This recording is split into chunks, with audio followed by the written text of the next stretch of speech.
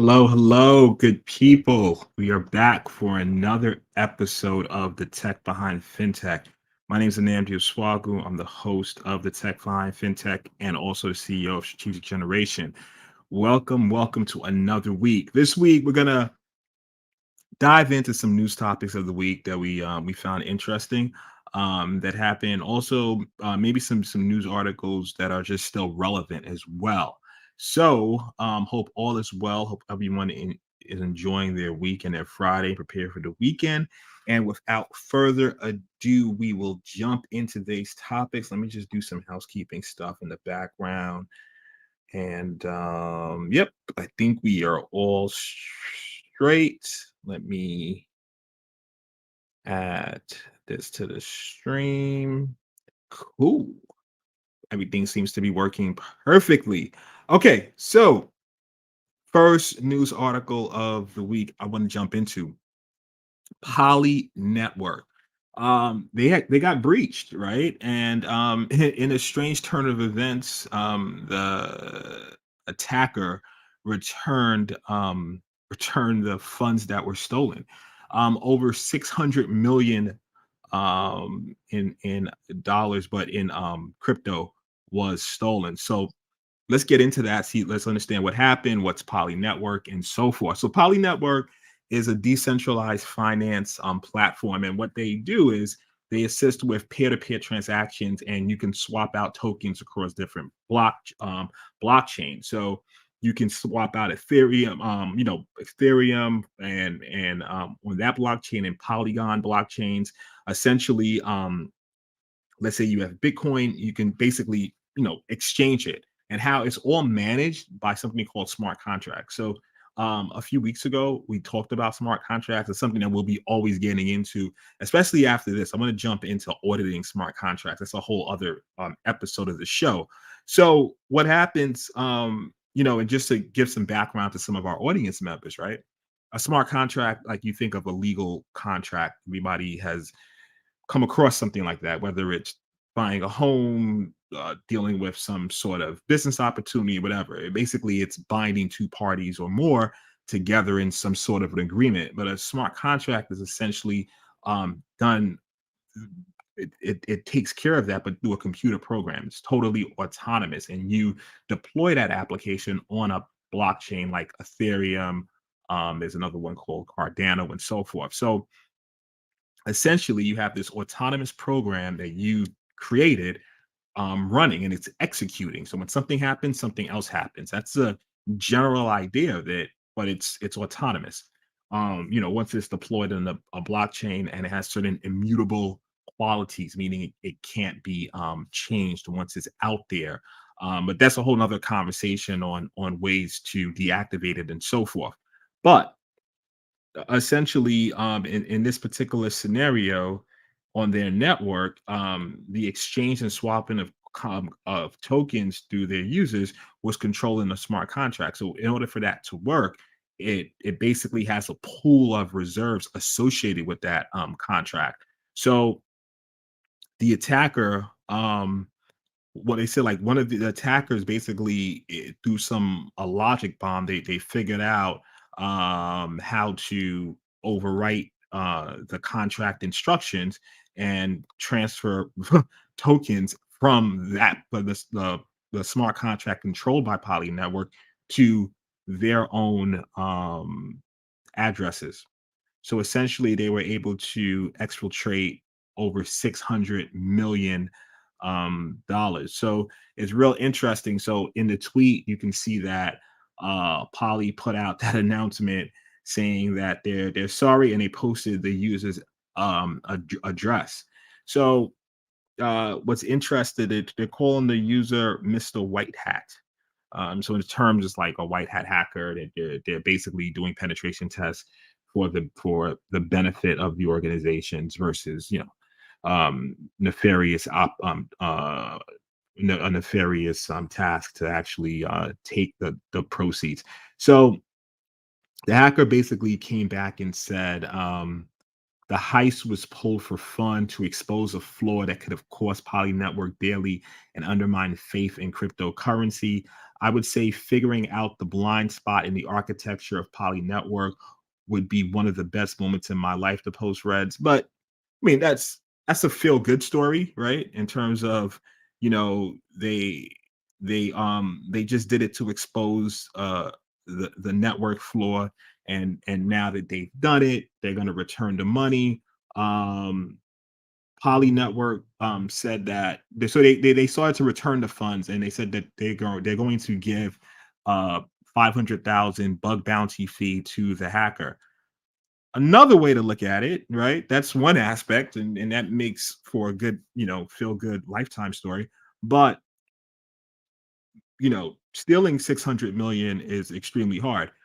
Making 600 million disappear is even harder. So, that's another, and Jarvis Gregg, Chief Technology Officer at Chain Analysis, and former FBI veteran, said on Wednesday that it was unlikely that white hat hackers would steal such a large sum, and that they may have returned the money due to difficulties of laundering it. So, found that article very interesting. You could definitely learn more about that on Security Week. Let me post a link.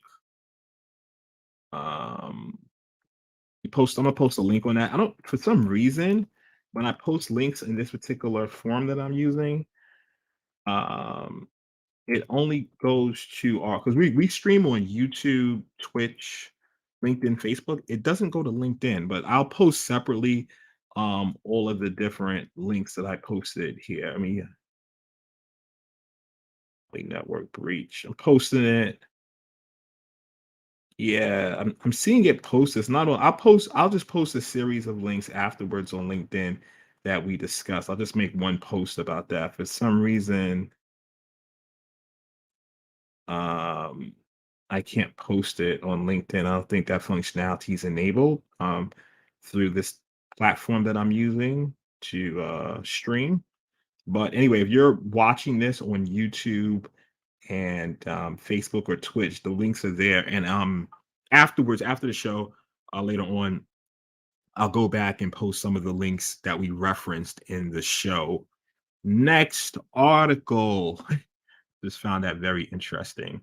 But it's cool that they returned it for sure. Well, crime is not good. All right, let's move on. Anchorage Digital will custody crypto seized by U.S. Marshals. Yeah, once again, same scenario. So let's just get into this news article. Crime is committed, right? Um, and since 2013, or maybe even I think 2013, with the Silk Road crime, a platform that was basically a platform for anything illegal. So essentially, on Silk Road, you can you can bid out for drugs, murder, anything. It was a totally illegal platform, but and the currency that the platform used was Bitcoin. So you can carry out all these activities in Bitcoin. 2013 price of Bitcoin, I don't have it in front of me, but it wasn't the same price that it's now. So I think at the time, let's see the information, so I'm reporting this correctly. With Silk Road, yeah, it's about 14 million in Bitcoin. So that's a whole nother story before we get into it. So I'm going to get into Silk Road, but let me just get into what's happening with Anchorage Digital. So essentially, the U.S. Marshals have about 185,000 Bitcoin, Bitcoin, uh, uh, crypto tokens, right? Roughly worth 7.5 billion at the time. So that's a lot of cryptocurrency. So the U.S. Marshals, they're law enforcement. Their job is to investigate crime. They do not know how to. They don't have the expertise necessarily to facilitate liquidating that amount of assets, right? Because at the end of the day, they're not exchanged, or they're not looking to for Bitcoin for investment purposes. Their goal is to liquidate. So how are they going to do that? What's their process and managing all that? They put out a bid in 2019 looking for a digital platform in the crypto space to help with that. And as of now, Anchorage Digital will basically custody the crypto seized by the US Marshals. Anchorage Digital, they were founded in 2017 and they've grown into a full service financial platform and infrastructure provider for the digital asset space. They'll be responsible for custodying, liquidating, and other actions as part of the forfeiture process. Um, Very interesting. Very, very, very interesting. So another thing I want to read is some estimates that puts the amount of Bitcoin the U.S. Marshal Service have seized since 2014 at, like I said, at 185,000 Bitcoin, roughly 7.5 billion. And they have other currencies also that they've seized, some Ethereum and so forth, um, which includes funds from the now defunct marketplace Silk Road. However, other government officials may still be responsible for crypto seized from dark side hackers following a ransom paid for attack of Colonial Pipeline system early this year. So, yeah, essentially all these crimes that get committed when the person is brought to justice or when the funds are gathered back, now it becomes, it's in the US Marshals or other government of agencies, and now it's like, all right, how do we liquidate this? So they're going to rely on Anchorage Digital to do that. So it's a pretty interesting how things are working. I mean, before, I remember a time when, I mean, it's still happening, I guess, when, you would have these auctions for things that are seized from they have cars, they had boats, they had all sorts of stuff. And you can go to these if you want a new car, not a new car, but if you want to go and purchase a car, you can go to these auction places, and it's property owned by the government now that was seized from criminals, right? And that was, remember that was like a big deal back in the days, and now we're in a new era where these coins that are being seized, right? It's like, okay, how do we get rid of it? So now we have to rely on technology platforms to assist with that. So I talked about Silk Road. This is like, history lesson. Essentially, it was a platform that was operated many like around 2013 or so before. And uh the person who created it, Robert Albitrak, I don't think I'm butchering his name. I don't have his name listed somewhere, but yeah, it was it essentially you can carry out everything from every type of illegal activity. And interesting enough, right? Um, a hacker actually infiltrated Silk Road, and they called him the hacker Individual X, and basically stole bitcoins at that time that was worth 14 million. And I think Bitcoin at the time was going for $200 a coin, right? Obviously, we see the price right now is at 46,000. So the file, and it's something I want to read here, right? The filing said that Albitrak became aware of individual X's online identity and threatened individual X, demanding the return of the cryptocurrency.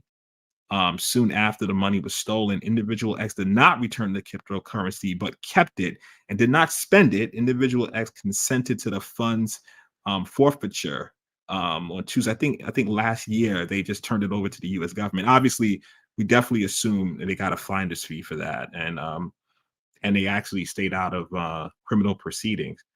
Uh, so we have a comment from our audience. We love comments, people. Please, if you have any comments, definitely post it. Let's see what we have. A comment. My man Raul, I see you. Yeah, thanks for commenting. USA should keep the BTC for the treasury. I mean, I think that's a good point, Raul. Thanks for the comment. Listen, keep gold, right? Reserves. Why not keep Bitcoin reserves? You have it. It's worth a lot, but they're not a exchange, and I doubt they really are into the business of it. They just want to liquidate at this point. But I 100% agree with you. Uh let's Thanks for the comment. Definitely appreciate it. Thanks for viewing also, man. Thanks for all our show audience for viewing. Really, thank you very much. Really appreciate you guys. He said Raul came back with another comment. Exactly. Yep. We're on the same page, my friend. Oh yeah, we have to talk offline, man. I definitely owe you a convo. Um, all right, let's yeah, I found this Anchorage Digital. I mean, and obviously, in a way all government bids work out. They put out a bid in 2019, people apply and Anchorage Digital was chosen. Uh yeah, so good for them. Yeah, totally good for them.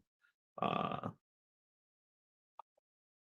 Raul, thank you for the show. Thank you for watching, man. I really appreciate you watching. I really appreciate all our viewers for watching. Definitely thank you for that.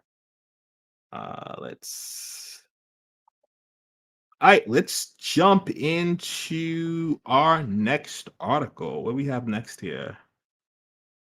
Okay, yeah. So next article that we found, and mind you, like, look, we're not covering every single news article. We just find some of the ones in fintech and in the world of blockchain, crypto stuff, and DeFi that we found interesting. So the next one, we talked about Circle a while ago because they control a stable coin. And guys, and just to give you some background about what a stable coin is. So in the news, you heard about Ethereum, you heard about altcoins like Dogecoin or even like Cardano or just different ones. Bitcoin, these are all crypto coins, and and you can see, right, like Bitcoin was like a couple of months ago, 64,000 hit a high now, but then it dropped to 30,000, and now it's at 46,000. Ethereum, the same thing, it was less than 1,000, it was 17, now it's 3, hit 4. So highly volatile, right? So there's also a whole concept of stable coins that are introduced, in which, let's say that a person goes in, you buy Bitcoin at 30,000, it jumps to 46,000. You're like, you know what? I want to cash out of my profits. I'm good, right? You want to sell it, but you still want to keep, maybe you might not want to transfer those funds to a bank. You still want to keep it in that digital realm so that if something else comes up, you can buy it. At that point, you'll buy what they call a stable coin. So the biggest stable coins right now are Tether, that is the biggest, right?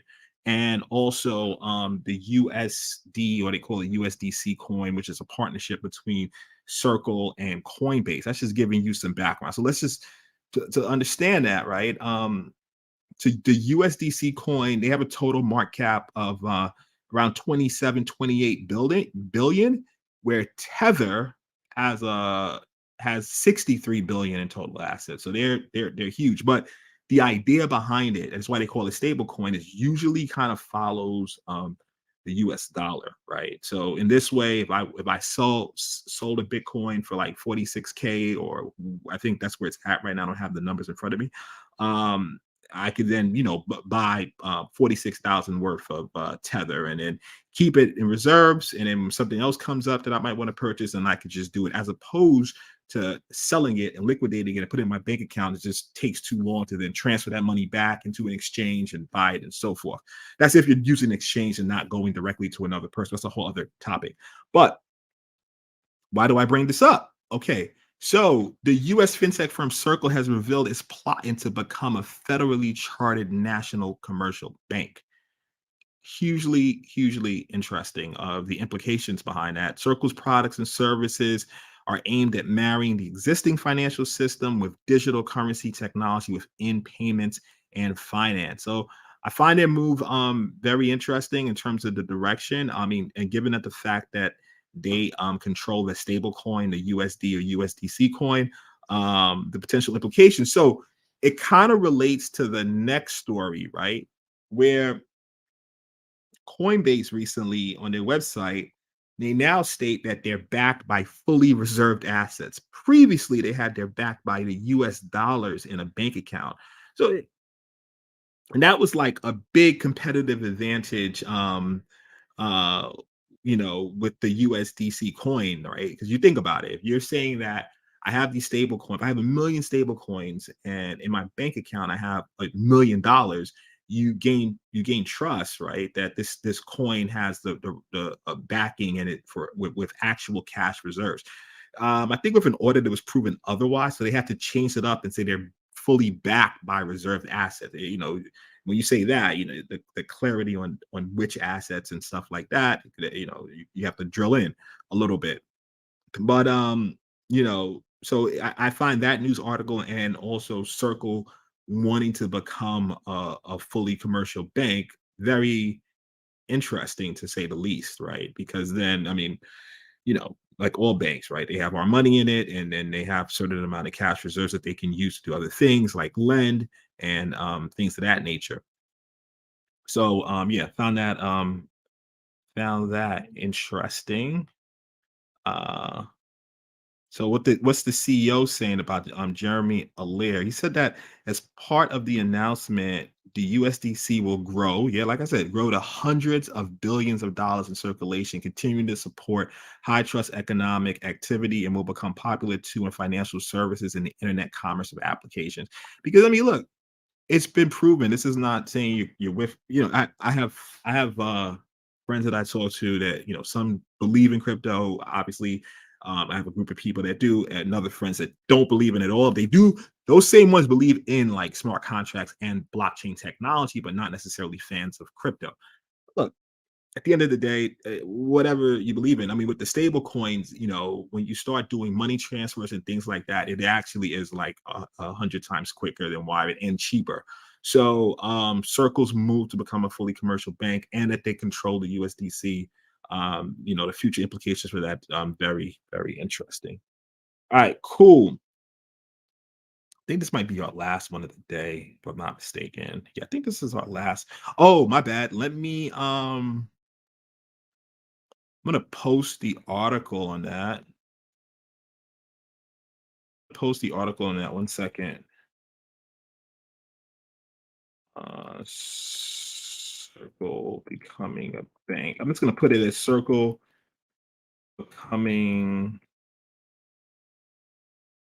a bank. Let me post the article on that so you guys can take a look at it. Once again, I apologize to the viewers on LinkedIn, but the technology that we're using, it's not allowing me to post these articles on LinkedIn during the show. So I have to circle back and just make a comment on my account directly. But the article is on LinkedIn, Twitch, and YouTube. Okay, last article of the day. Plaid agrees to pay 58 million settlement over data privacy class action. So, right? Plaid basically, so let's get into what Plaid is essentially a middleman in a lot of financial transaction. The company builds a data transfer network that powers the fintech and digital finance products. So essentially the whole idea is, I can connect to Plaid with my account, right? And then I have access, and then they will facilitate the access to other fintech services. So they put themselves in the middleman. In that middleman space, though, they have access to all my data. So essentially, the plaintiffs allege that in their lawsuit, Plaid exploited its position as middleman to collect banking data and sell transaction histories without their knowledge. I mean, that's the whole going into data privacy. Look, I don't mind you having access to my data, but I do mind what you do with my data, right? So essentially, some class action lawsuit, and it was settled for 58 million. But let's understand what happens with class action lawsuits, right? Even though 58 million sounds like a lot, right? Not one, this one person did not get 58 million. The people who usually make out in class action lawsuits are the firm behind representing all of the plaintiffs. So approximately 98 million could be affected by the settlement. If all were to file a claim, each would receive an estimated 60 cents. So Those numbers always like baffle me, like how much little in these class action lawsuits when it is so much a multitude of millions of people, um, how much the actual end user gets, or the plaintiff, and I'm end user. I'm thinking technology. All right, so but let's have some quotes from uh one of their lead counsel for Plaid. He says the fintech is resolving claims which go back to its earliest days of the company. He says the underlying claims and challenge conduct do not reflect today's Plaid. Okay. Yeah, because like on the website, they clearly have, we don't share your personal information without your permission, and we don't sell or rent it to outside companies. Um, kind of oh wait, hold up. Let's see. Comment. This comment from Raul again, my guy. All right, this is the whole benefit behind decentralization. If it is truly decent, I mean, yeah, it's that 100% agree, right? It's decentralized. You control your own data, and so forth. Always feel. I mean, yeah, no, I mean, I totally see your point. I just always feels that, but like you said, like you ended it, if it's truly decentralized, right? Um, And that's the hard part, right? At the end of the day, yeah, I'm leave it at that. If it's truly decentralized, I totally agree with you on that. Great comment, Raul. Thank you very much. Yeah, by the way, your name, I guess because of your privacy on LinkedIn, so it doesn't come up with your full name. It just says LinkedIn user. But I've seen you on in my on another screen, and that's how I know it's you. And thank you for commenting and watching the show. But 100% agree with you. So, on that note, I think that is the end of our episode today. Just want to come on, talk about some interesting stuff. Next few weeks, we're gonna have some interesting guests. Gotta have to confirm, but they're scheduled. And we're gonna have some topics more around some blockchain stuff and have to discuss. I know one is going to be around smart contract auditing and so forth. Hold up, let's see what Raul was saying. Yeah. Yeah, so you can see on the screen that it says, and you and another a couple of other guests have that. It depends on your privacy settings. So on my other screen, my personal account, I can see it's you, but on externally, like on my platform, it just says LinkedIn user, and that has to do with your profile permissions, if it's intentional or not. Um, But yeah, that's the situation. So yeah, so next up we'll be setting up an interesting guest. Once again, we are off on September 3rd. So that first Friday of September, I think it's also what we call in the US Labor Day weekend. We are going to be off, so we're not going to be on. And I don't think that will be our this 41, 2, 3, 44th show. Well, yeah, it would have been 44. But yeah, we're gonna be off that September 3rd weekend. We've been going straight for like quite a few episodes. I think in like this is the 41st episode when we haven't taken off. So yeah, so I think September 3rd we're gonna take that time off, and then we're gonna come back stronger than ever on September 10th that weekend, and we will, or that Friday, and we'll take it from there.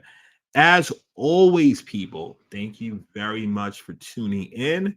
And the way it's so funny how video works. Like you might be watching this same video, I don't know, next year or so. Thank you in the future as well.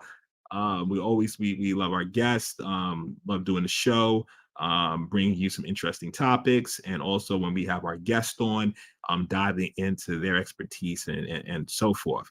So once again, have a great weekend. Enjoy the rest of your day, and take care.